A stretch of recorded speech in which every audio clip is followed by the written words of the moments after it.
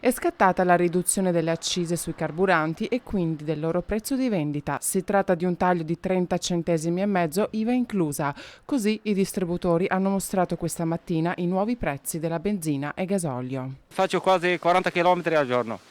Prova a immaginare, ogni settimana quasi 50 euro.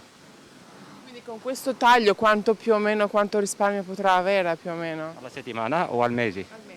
Al mese quasi 60 euro. Diciamo che non c'è risparmio, ne stanno ancora guadagnando 40 centesimi rispetto a prima.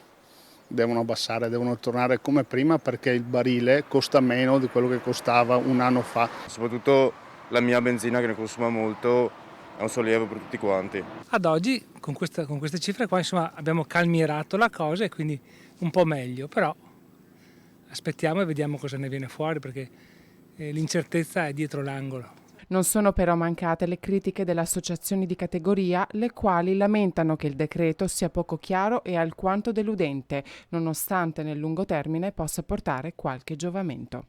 La confusione creata da un decreto legge uscito di notte, praticamente nessuno sapeva nulla. Ieri c'è stato il caos totale nei gestori perché non sapevano che pesci pigliare. Il governo alla fine cosa fa? Mi fa un regalo alle compagnie, alle grosse multinazionali perché comunque magari con un prezzo minore la gente acquista più prodotto, paga meno accise ma continua a pagare il prezzo internazionale fin troppo caro.